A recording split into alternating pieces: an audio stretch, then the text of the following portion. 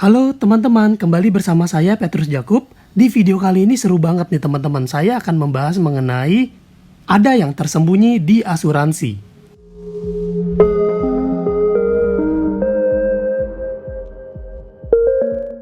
Nah, seperti apa sih yang tersembunyi di asuransi? Seperti biasa ya teman-teman ya, ini berdasarkan pengalaman saya yang baru-baru ini saya alami. Jadi saya dihubungin sama temen, dia bilang begini, saya sebenarnya tertarik pak untuk bergabung menjadi agen asuransi, tapi saya khawatir karena asuransi itu sering di belakang hari ada yang tersembunyi jadi tidak sesuai harapan. Dia bilang misalnya si A usia 45 tahun ambil polis 30 tahun. Jika masih hidup lebih dari 30 tahun lagi sejak ambil polis, atau hidup lebih 80 tahun kan hangus. Karena nilai tunai habis dipotong buat biaya asuransi karena sudah premium holiday. Nah, saya mencerna apa sih yang sedang dia bicarakan. Lalu saya tanya, boleh tahu gak pak yang tersembunyi apa? Supaya saya bisa belajar juga. Karena saya bilang begini, kalau memang asuransi itu tipu-tipu, saya bisa bantu viralkan. Kita viralkan di sosmed, saya bilang, supaya jangan banyak orang yang tertipu lagi. Lalu dia bilang gini, dia bilang itu pak yang tersembunyi. Jadi momok kalau bagi orang kalau mau ambil asuransi. Jadi dia bilang ini saya bicara asuransi secara umum. Dia bilang begini, bukan aliansi ya. Dia bilang contoh, si A usia 49 tahun lalu ambil asuransi, lalu si agen menyarankan ambil 20 tahun alias bayar premi 20 tahun. Kemudian setelah si A usia 69 tahun udah selesai bayar premi sesuai polis, nyatanya si A masih sehat sampai usia 75. Tapi namanya lupa, udah tua, ya kan, lupa cek asuransi. Anak-anaknya pun udah nggak cek asuransinya lagi karena merasa dan faktanya udah selesai bayar polis 20 tahun. Pas si A meninggal di usia 76 awal, anak-anaknya keinget akan asuransi si orang tuanya. Pas diurus tidak bisa cair, katanya lapse dengan segala alasan. Saya dibilang saya kurang detail alasan pihak asuransi tersebut karena yang ada ya pasti yang kecewa. Nah itu yang diceritakan kepada saya. Ini saya kasih screenshotnya ya. Lalu saya tanya, menurut bapak di kasus ini yang salah siapa? Karena di asuransi itu ada 3 pihak pak. Saya bilang perusahaan, agen, sama nasabah. Lalu dia bilang yang salah pihak asuransi. Lalu saya tanya lagi sebabnya apa? Dia bilang karena nasabah sudah selesai kewajibannya menyetor terus preminya selama 20 tahun. Saya bilang boleh lihat gak buku kontrak polisnya? Tertulis gak sih pak bahwa kewajiban menyetor itu hanya 20 tahun dan proteksi itu akan mengcover selama seumur hidup? Kalau memang tertulis, kita bantu viralkan pak. Saya bilang tolong di scan seluruh halaman polisnya, kita kupas tuntas seperti apa perjanjiannya, dan setelah 20 tahun apakah tidak dipotong biaya asuransi atau gimana? Tolong saya dijelaskan, saya bilang begitu. Dia bilang ya selama 20 tahun itu tidak pernah telat bayar karena auto debit. Dan dia bilang buku polisnya nggak bisa saya itu karena keluarga Pak D-nya dan itu jauh di kisaran, dia bilang. Dan ini dia bilang maaf ini bukan alians, cuman cara pandang asuransi jadi kurang enak. Lalu saya bilang nggak apa-apa, bukan alians pun nggak apa-apa, buat pengetahuan saya. Terus dia cerita satu kasus lagi, dia bilang ada lagi nih pak, ini tante saya, dia bilang adik dari mama saya, masuk asuransi dengan single premi 100 juta, lalu setelah 10 tahun katanya unit linknya malah tinggal 75 juta. Nah saya bilang oke, boleh tahu gak biaya asuransi tiap tahun berapa, biaya akuisisi berapa? Lalu dia tanya, dia bilang menurut bapak kalau hal ini seharusnya tidak terjadi bagaimana pak? Kalau dari pihak asuransi atau nasabah? Lalu saya tanya lagi, menurut bapak yang salah siapa? Asuransi, agen atau nasabah? Nah dia nggak menjawab ini. Lalu dia bilang, katanya sih tantenya ini tergiur dengan janji hasil yang diilustrasikan, makanya mau ambil. Nah teman-teman, saya mau cerita 2 kasus yang saya alamin sendiri dan ini kejadian nyata. Jadi untuk menjawab pertanyaan ini saya cerita 2 kasus nih. Kasus pertama, ini kasus yang saya alamin sendiri. Ini saya pernah cerita di video saya sebelumnya, tapi nggak apa-apa saya ceritain lagi. Tahun 2007 saya berasuransi dengan premi 500.000 per bulan di asuransi merah. Sampai 2015 saya sehat-sehat aja, nggak pernah sakit sama sekali, dan preminya juga saya rutin setornya. Saya sempat tarik dana di tahun keberapa saya lupa, dana kurang lebih 5 juta saya tarik. Lalu pada saat 2015 saya cek dana investasinya cuma ada 19 juta. Jadi selama 8 tahun saya nyetor, itu artinya saya cuma ada uangnya 5 juta plus 19 juta, ya kurang lebih 23 juta. Padahal uang yang saya setor itu berapa? 500 ribu kali 12 bulan kali 8 tahun, totalnya 48 juta. Jadi saya setor 48 juta, yang saya terima uangnya investasinya 23 juta. Lalu apakah saya kecewa? Pada saat itu iya, saya kecewa banget. Karena apa? Saya nggak pernah sakit kok, nggak pernah pakai manfaatnya. Terus uang saya kemana? Uang saya habis, saya bilang. Lalu yang saya ingat adalah janji si agen itu. Dia bilang apa? Setor 10 tahun, setelah itu proteksi akan melindungi kamu seumur hidup. Tapi setelah saya hitung-hitung, nggak mungkin. Kenapa nggak mungkin ya kan? Karena setelah saya pelajarin, di tahun ke-11 dan seterusnya itu tetap ada namanya biaya asuransi. Ini baru saya ngerti setelah saya pelajarin bener-bener. Biaya asuransi itu tetap ada walaupun kita stop bayar premi. Nah, ini kasus pertama teman-teman. Kasus kedua saya cerita ya. Ini dialamin sama abang saya. Dia join di 2005 di asuransi merah dengan premi 500 ribu per bulan. 1 tahun kemudian dia sakit-sakitan, kena hepatitis. Jujur saya nggak tahu berapa biaya berobatnya. Sebab saya nggak terlalu kepo juga, dan waktu itu saya masih terlalu muda, dan soal biaya itu dibantu sama kakak-kakak saya yang lebih tua yang bantu urus.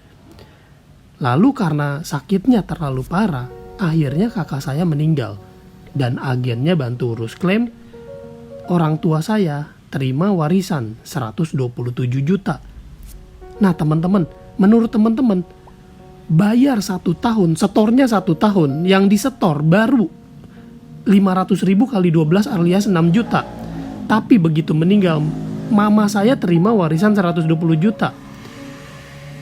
Menurut teman-teman, rugi gak berasuransi? Nah ini teman-teman, kadang orang kurang mengerti asuransi tapi malah menyalahkan asuransinya. Kalau saya bilang kasus dari si bapak yang cerita ini, dari Pak D-nya, dari tantenya, itu yang salah adalah si agen. Karena apa? Agen tidak menjelaskan secara detail. Si agen hanya mau terima komisi, habis itu nggak bertanggung jawab. Kayak dulu saya dijanjin sama si agen 10 tahun setornya, nggak usah bayar premi, proteksi seumur hidup. Itu janji manis agen. Padahal kenyataannya ada biaya asuransi yang tetap dipotong setiap bulan. Dan itu dia nggak cerita tentang biaya asuransi. Dan banyak kejadian serupa yang bikin orang kecewa, yang akhirnya orang kecewanya sama asuransi dan bilang asuransi penipu. Padahal semua itu ada di kontrak. Makanya saya bilang, boleh lihat gak Pak kontraknya kayak gimana? Kalau memang kontraknya tertulis bener bahwa setornya 20 tahun habis gitu gak usah bayar dan akan terproteksi seumur hidup, kita bisa komplain. Kita bawa kasus ini ke pengadilan, pasti menang. Kenapa? Karena ini adalah kontrak hukum yang bisa dipertanggungjawabkan secara hukum. Nah, edukasi kepada nasabah lah, itulah yang kurang kalau saya lihat ya di masyarakat. Lalu si bapak ini juga bilang bahwa tantenya itu tergiur dengan iming-iming bunga yang tinggi. Lalu saya bilang, asuransi itu proteksi Pak. Asuransi itu bukan bicara tentang investasi. Kalau proteksi itu bicara tentang resiko. Kalau terjadi resiko ada jaminan. Sedangkan investasi itu bicara tentang pengembangan uang. Asuransi itu uang kecil ditukar dengan uang besar kalau terjadi resiko. Sedangkan kalau kita nyimpan uang di bank, itu uang kita plus bunga. Potongannya hanya biaya admin. Sedangkan kalau di asuransi itu, potongannya adalah biaya asuransi yang dipotong setiap bulan untuk punya perlindungan sesuai dengan manfaat yang kita pilih. Makanya saya bilang setelah saya pelajarin, saya sadar saya nggak perlu kecewa untuk kasus pertama yang tadi. Kenapa? Karena kalau saya melihat nilai tunai polis itu memang kecil, nilai investasi ya, setelah saya nyetor 8 tahun itu. Tapi di 8 tahun selama saya nyetor itu, kalau saya kenapa-napa saya ada jaminan. Kalau melihat nilai tunainya emang pasti saya kecewa karena fungsinya itu bukan investasi, tapi proteksi. Seperti kasus kedua yang saya cerita tadi, bahwa begitu kakak saya terjadi resiko meninggal dunia, keluarga menerima dana warisan. Memang kita semua tidak ada yang berharap terjadi resiko. Tapi kalau itu terjadi, itu ada jaminan buat diri kita sama keluarga kita. Nah, kadang orang merasa asuransi itu rumit.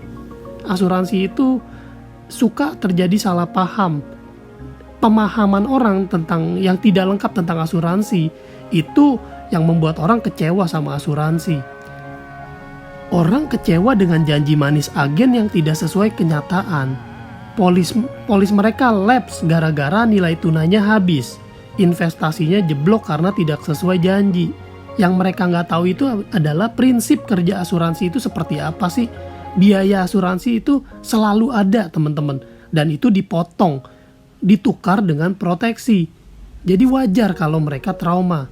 Tapi akan lebih bijak kalau tahu-tahu kejadian resiko, kita nggak nyusahin keluarga. Itu pendapat saya pribadi, teman-teman.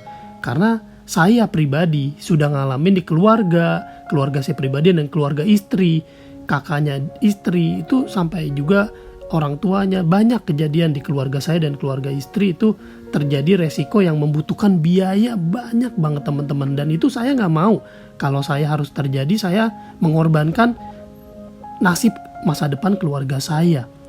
Nah, intinya biaya asuransi itu harus tetap dibayarkan, teman-teman.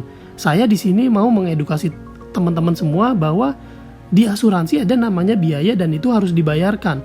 Jadi diperlukan pengertian yang benar supaya kita sadar, kita mengerti bahwa kita harus berani sisihkan, simpan uang kecil sebelum kita dipaksa membayar uang besar. Maksudnya apa? Maksudnya gini, kalau kita tidak mau menyisihkan duit untuk membayar premi asuransi yang kita bilang uang kecil, suatu saat nanti kalau amit-amit terjadi sesuatu, kita dipaksa loh yang besar loh. Kalau misalnya contoh terjadi kanker, dihadapkan dengan biaya besar, biaya kanker yang ratusan juta, itu kan duit besar, teman-teman. Kita harus mengeluarkan uang itu. Nah, pertanyaannya, mau gak pada saat kita masih sehat seperti ini, kita masih produktif seperti ini, kita sisihkan untuk asuransi supaya saat nanti kalau amit-amit itu kejadian, kita nggak perlu keluarin dari kantong kita pribadi. Kita ada jaminan, teman-teman. Nah, di sini saya mau supaya teman-teman punya pengertian yang benar, supaya jangan salah kaprah dan supaya kita bisa menjaga proteksi kita tetap aktif, gitu, teman-teman. Thank you sudah stay tune di video kali ini. Memang sedikit agak panjang, tapi saya harap video ini bermanfaat, berguna, karena banyak sekali kejadian yang serupa yang dialami sama masyarakat. Semoga dengan video ini bisa membuka wawasan kita lagi, bisa mengingatkan kita lagi akan pentingnya punya proteksi. Thank you, teman-teman. Saya doakan teman-teman selalu dalam berkatnya Tuhan, selalu dilindungi. Sampai jumpa di video berikutnya. Saya Petrus Jakub. Stay smart. We are number one. We are one. Alliance. We assure your love and your life. We secure your future for your happiness. Nothing can compare. This is us, Alliance.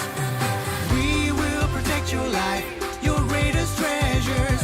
We know your dreams, happy life made easy. We help achieve your goals, your destinations, your peace of mind. Trust and care.